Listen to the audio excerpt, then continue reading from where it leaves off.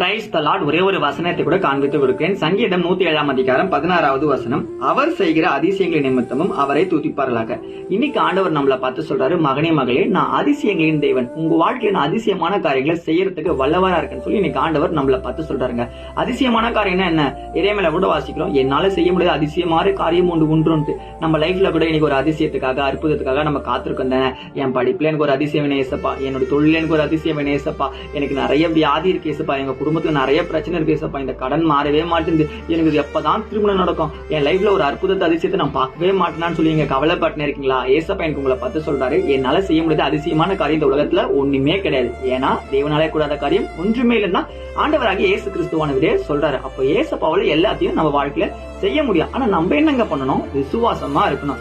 Abraham விசுவாசமா இருந்தாரு.